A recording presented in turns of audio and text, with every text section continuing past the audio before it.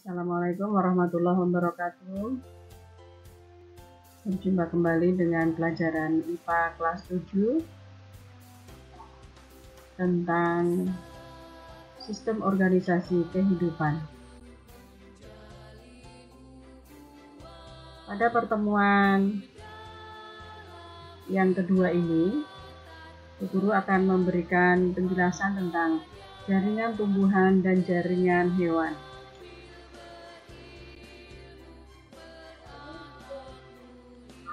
Jaringan tumbuhan adalah merupakan sekelompok sel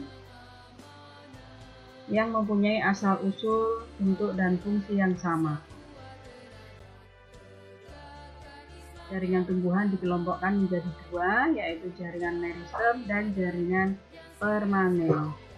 Jaringan meristem merupakan jaringan yang berdinding tipis dan selalu membelah. Jaringan ini berfungsi untuk pertumbuhan. Jaringan meristem biasanya terdapat pada ujung akar, ujung batang, lembaga, dan kambium. Adapun jaringan permanen tumbuhan tersebut atas berbagai macam jaringan, yaitu ada jaringan epidermis, jaringan parenkim, kolenkim, sklerenkim, silen, dan floem. Yang pertama, kita pelajari tentang jaringan epidermis. Jaringan epidermis tersusun atas selapis sel hidup yang berbentuk pipi. Jaringan ini tersusun secara rapat dan terletak di permukaan tumbuh-tumbuhan. Jaringan epidermis berfungsi sebagai pelindung jaringan yang ada di bawahnya dari kerusakan mekanis dan kekeringan. Yang kedua, pada tumbuhan terdapat jaringan parenkim. Jaringan parenkim tersusun atas sel-sel hidup yang berdinding tipis. Jaringan ini tersebar pada seluruh bagian tumbuhan. Pada daun terdapat dua kelompok jaringan parenkim, yaitu jaringan parenkim palisade atau biasa disebut sebagai parenkim pagar atau parenkim palisade yang terdapat banyak klorofil, sehingga pada bagian ini sebagai tempat berlangsungnya proses fotosintesis. Yang kedua adalah parenkim spons atau parenkim bunga karang. Memiliki sedikit kloroplas yang berperan dalam fotosintesis dan sebagai tempat penyimpanan hasil fotosintesis untuk sementara waktu.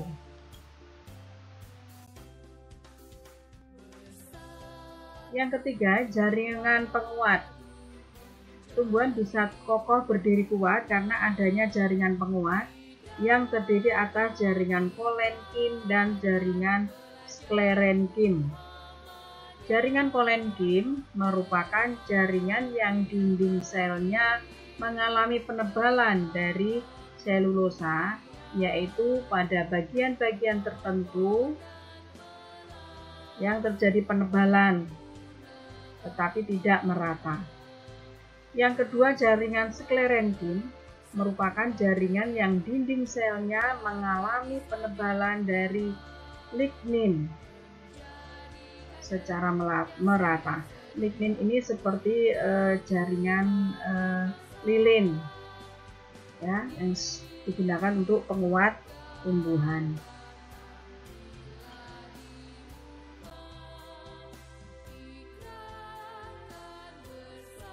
Kemudian yang keempat, pada tumbuhan terdapat jaringan pengangkut yang terdiri atas xilem dan floem. Jaringan ini dapat dilihat secara langsung saat kita mencangkok tanaman. Saat kita mencangkok tanaman, bagian luar batang atau kulit itu dihilangkan, sehingga tertinggal hanya kayu yang ada di bagian dalam. Bagian yang dihilangkan inilah yang disebut dengan floem. Dan kayu bagian dalam tersebut merupakan xilem.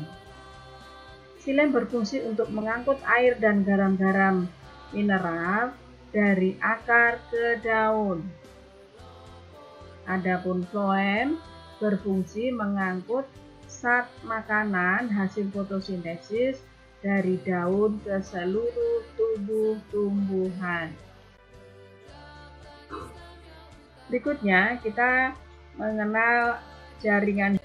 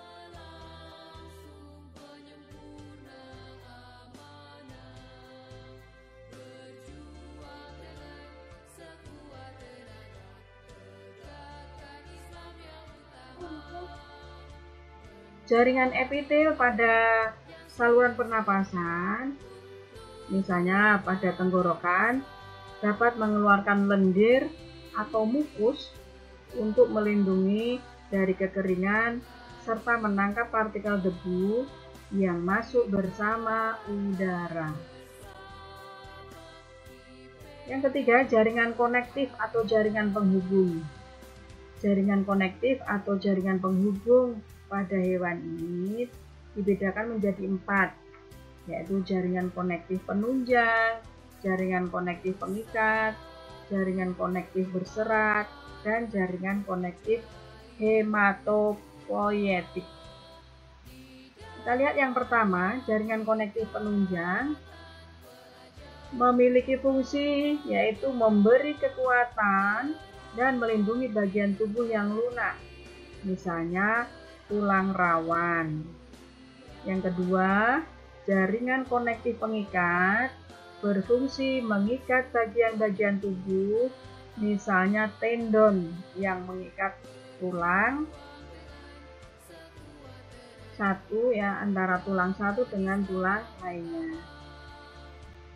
Yang ketiga, jaringan konektif berserat berfungsi sebagai bahan pengemas dan pengikat sebagian organ, serta sebagai lintasan bagi pembuluh darah. Sebagai contoh, misalnya selaput otot atau fascia yang berfungsi mengikat otot-otot menjadi satu dan mengikat kulit dengan struktur yang ada di bawahnya. Kemudian yang keempat, jaringan konektif hematopoietik atau sumsum tulang belakang yang berfungsi memproduksi semua sel darah, yaitu sel darah merah, sel darah putih, dan keping darah. Sel darah merah berfungsi untuk mengangkut gas-gas, sel darah putih berfungsi sebagai antibodi atau kekebalan tubuh, dan keping darah yang berperan dalam proses pembekuan darah. Kemudian jaringan otot ini hampir sama dengan jaringan otot pada manusia, merupakan alat gerak aktif yang tersusun atas sel-sel otot. Pada jaringan otot ada 3 macam, yaitu ada otot lurik, otot polos, dan otot jantung. Otot lurik itu terletak dan melekat pada rangka. Otot ini sering disebut sebagai otot rangka. Sedangkan otot polos itu terdapat pada organ-organ dalam tubuh, misalnya pada saluran pernapasan, saluran pencernaan, kandung kemih, dan pada pembuluh nadi. Adapun otot jantung, karena disebut sebagai otot jantung, maka di sini adalah sebagai penyusun organ jantung. Kita lihat di sini gambar dari otot polos. Kita bisa melihat cirinya di sini. Untuk otot polos berbentuk seperti gelendong. Gelendong itu artinya gambarannya seperti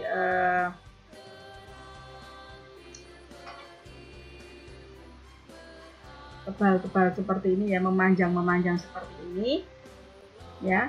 Kemudian memiliki satu inti sel yang berada di tengahnya. Ini untuk otot polos. Kemudian untuk otot lurik, jaringan otot lurik berbentuk silindris atau silinder, memanjang seperti silinder seperti ini. Kemudian memiliki inti sel lebih dari satu yang berada di bagian pinggir-pinggirnya ini. Lebih dari satu inti sel. Sedangkan otot jantung berbentuk pula silinder ya. Ini juga berbentuk silinder tetapi saling berkaitan seperti ini, atau berbentuk silinder yang bercabang dan membentuk satu atau dua inti di bagian tengahnya. Mempunyai inti satu atau dua di bagian-bagian tengahnya. Inilah perbedaan antara jaringan otot ya, otot polos, otot lurik, dan otot jantung. Berikutnya, pada hewan dan manusia terdapat sel saraf atau jaringan saraf. Jaringan saraf tersusun atas sel-sel saraf atau yang disebut sebagai neuron. Jaringan saraf ini bertugas untuk menerima rangsang yang berasal baik dari dalam tubuh maupun dari luar tubuh. Selanjutnya, mengolah informasi atau rangsangan itu agar dapat memberi tanggapan yang tepat. Sel saraf terdiri atas badan sel saraf dan serabut saraf. Serabut saraf yang panjang disebut sebagai neurit atau akson. Sedangkan serabut saraf yang pendek disebut sebagai dendrit yang berfungsi menghantarkan impuls saraf menembus sel. Sedangkan neurit tadi berfungsi menyampaikan impuls saraf dari badan sel saraf ke sel saraf yang lain atau bagian tubuh. Ini yang panjang ini, inilah yang disebut sebagai neurit. Ya. Sedangkan sel saraf yang pendek, ya, atau yang panjang disebut sebagai neurit, yang cabang-cabang pendek inilah yang disebut sebagai dendrit atau jaringan-jaringan yang cabangnya pendek. Nah, di sini kita kenal ada nukleus. Ya. Di dalam saraf ada pula nukleus. Ya. Ini disebut badan sel. Di sini ada sinapsis, ada selubung mielin, ada nodus ranvier, dan ada sel Schwann.